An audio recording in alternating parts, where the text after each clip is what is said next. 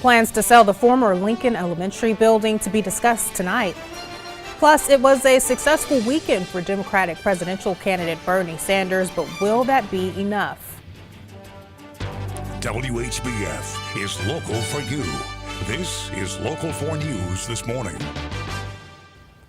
Good morning. I'm Emily Scarlet. Thanks for watching Local 4 News this morning. First, a busy night ahead for Quad City school boards. First up, Davenport schools. They'll be discussing plans for the former Lincoln Elementary, the school that closed back in 2012 due to budget cuts, and its space was rented out. Now the board is looking at different options for the building, including its possible sale. That meeting takes place at 5:30 at the district's Achievement Service Center on Brady Street. And the Bettendorf School Board will also meet tonight. The board will discuss its budget and approve bids for its outdoor tennis complex. That meeting gets underway at 6 at the Bettendorf School District Administration Center.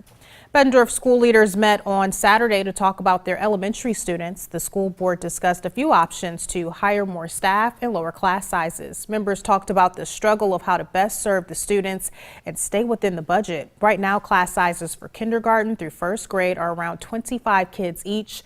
In third to fifth grade classes, there are about 27 students. The district superintendent says this is an issue because studies show the development of younger kids is hurt by having larger class sizes. Where it makes a difference, if anywhere, is at the earliest grade levels, kindergarten, first and second, and in the highest poverty situations. Under the plan approved by the board on Saturday, kindergarten through third grade classes will have around 22 students. Fourth and fifth grades will have about 25 kids per class. Students and parents in Pleasant Valley spent their weekend packing their bags for a spring break trip to Peru. But the suitcases were not full of swimsuits or sunscreen. Local 4's Sarah Green shows us how they're gearing up to help others. A typically quiet library was chaos as students, parents, and teachers packed 35 suitcases to visit Peru over spring break. Even with less than a week until the trip, they weren't packing for themselves, they were packing for kids in Peru.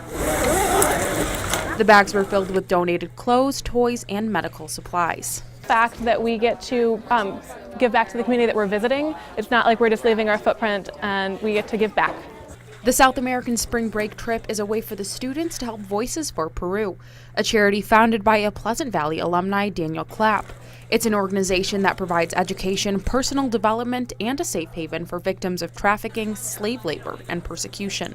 Even if we had the very minimum, we still have way more than the kids in Peru, and how can we help them? And so, just as seeing all the donations come in, we piled them all in here on Friday, and then to think, how many lives are we going to change in Peru? The Pleasant Valley students will be packing their luggage in backpacks and carry-ons, but for the kids of Peru, they won't be packing as lightly. If we're going to compare looking the best we can to donating all this stuff to the kids, this is much more important. The students say the part of their trip they're most looking forward to is meeting Daniel and seeing his reaction to all of the donations. Sarah Green, Local 4 News.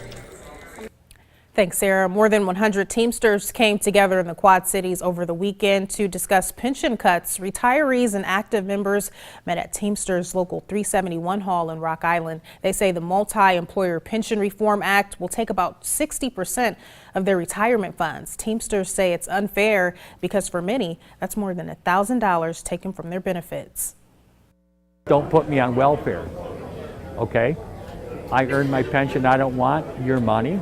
I already earned my money. Give me my money. And that's where this is headed. The Central States Pension Fund says that cutting pensions is the only way to save the fund from failing. The head of the group released this statement saying, quote, to members of Congress who oppose the Central States proposed rescue plan and are encouraging the U.S. Department of Treasury to reject the plan, we ask one fundamental question: what is your alternative? Bernie Sanders came out the big winner of Sunday's Democratic presidential caucuses in Maine, but the Vermont senator still has a long way to go to catch up with Hillary Clinton. Despite Sanders claiming victory in 3 states over the weekend, Clinton still walked away with more pledged delegates. Here's how the pair stand right now. Hillary Clinton is in the lead with 1,148 delegates. Sanders trails behind with just 498. 2,383 delegates are needed to pick up the Democratic nomination. And on the Republican side, yesterday was a good day for Marco Rubio. He won Puerto Rico's primary and will collect all 23 delegates. The Florida senator still has a long way to go to catch up with his competitors. Right now, Donald Trump leads the field with 389 delegates. In second place, Ted Cruz with 302, and Rubio is in third with 149. Tomorrow, voters in Michigan will take to the polls to choose a candidate. Last night, Democrats faced off for a debate in Flint, a city suffering through a major water crisis. And as Weijia Jiang reports, both candidates had plenty to say on the subject. Vermont Senator Bernie Sanders and Hillary Clinton debated in Flint, Michigan to address the city's water crisis. What is going on is a disgrace beyond belief. The tap water became toxic with lead after officials switched the water supply to cut costs. Investigators revealed state leaders knew about the problem but failed to do anything about it. Both candidates called for Michigan's governor to resign. People should be held accountable wherever that leads. The debate came just 2 days before voters head to the polls for Michigan's Democratic primary. The candidates sparred over an issue important to the people here, the 2009 bailout of the auto industry. I voted to save the auto industry. He voted against the money that ended up saving the auto industry. If you are talking about the Wall Street bailout, where some of your friends destroyed this economy, excuse me, I'm talking. Clinton holds a major delegate advantage and is leading in the Michigan polls. But Sanders hopes his weekend caucus wins in Maine, Kansas, and Nebraska will change voters' minds. Weijia Jiang, CBS News, Flint, Michigan. Voters will also hit the polls Tuesday in 3 other states. Republicans will vote in the Idaho primary and the Hawaii caucuses that day, and both parties will hold primaries in Michigan and Mississippi. For all your election results and continuing coverage of the presidential race, head to ourquadcities.com. It's time to put your coats and gloves away and start thinking about the joys of spring. Tickets for the Quad Cities River Bandits go on sale today. You'll only be able to purchase individual tickets online for now. The River Bandits home opener is scheduled for Saturday, April 9th. And checking in with the meteorologist Anthony Peoples, that just sounds like fun. Some baseball, spending some time outside, April, spring.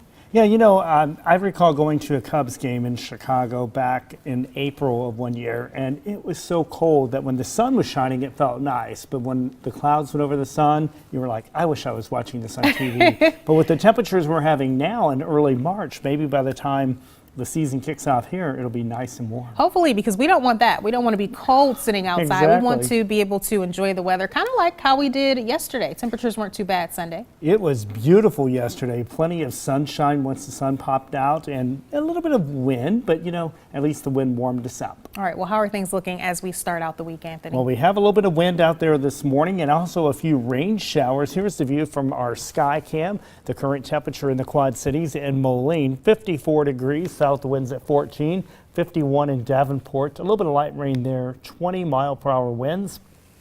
You can see a few rain showers moving through here and there, and some more moving in through southeastern Iowa. That will be the case today. We'll see scattered showers this morning, 53 as kids head off to school. And by this afternoon, 66 degrees, still a few more showers. We will see some scattered showers into tomorrow, but then we'll get a much better chance of storms coming in. I'm not surprised, wouldn't be surprised if we get a few rumbles of thunder here and there for a day or so. All right, well, 66 sounds great to start out the week, but as you mentioned, maybe just want to throw on the rain boots for today. Yeah, you'll definitely want to take along that umbrella too, because even though there will be many dry hours, there will be several scattered showers. All right, thanks, Anthony. Well, a huge day for the Northern Iowa Panthers, not so hot for Illinois. We've got your morning sports up next. The time now is 6:40. You're watching Local 4 News this morning. WHBF is local for you with Emily Scarlet and meteorologist Anthony Peoples. This is Local 4 News this morning in high definition.